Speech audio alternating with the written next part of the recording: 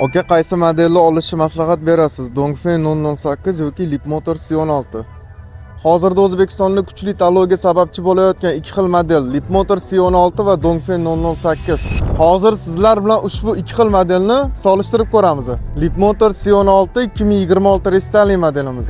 Ko'rinishi jihatidan crossover. 6 kishilik mashinamizda 236 ot kuchi bor. 0 dan 100 gacha 8.4 sekundda chiqadi. Salon ichki qismi minimalizm uslubida ishlangan bo'lib, boshqaruv mobaynida deyarli barcha komfortlarni his qilishingiz mumkin. Face ID, muzlatgich, 4 ta sidenada massaj, isitish va sovutish sistemasi, 14 dyuymli boshqaruv monitori va simsiz quvvatlash tizimi mavjud. Orqadagi monitor 21 ta kolonkalar bilan siz va mashina ichidagi yo'lovchilar deyarli barcha komfort his qilinishini ta'minlaydi.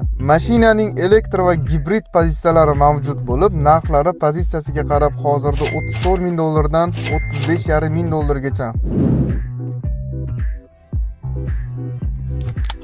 Narxi va komfort jihatidan xalqimizning tanloviga sababchi bo'layotgan Dongfeng 008 modelimiz. Leapmotor C16 ga o'xshagan crossover mashina. 6 kishilik, ammo bu modelda C16 ga nisbatan gabariti biroz kattaroq va salon qismi kengroq jihozlangan.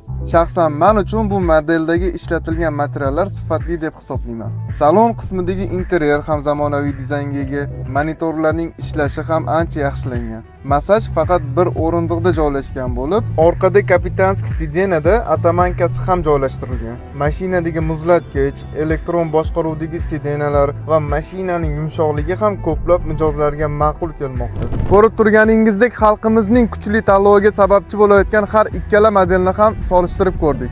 Siz aynan qaysi modelni tanlagan bo'lardingiz? Izohlarda o'z fikringizni yozib qoldiring. Bizning avtosalonimizdan har ikkala modelni rasmiy 3 yil kafolat va qo'shimcha bonuslar bilan xarid qilishingiz mumkin.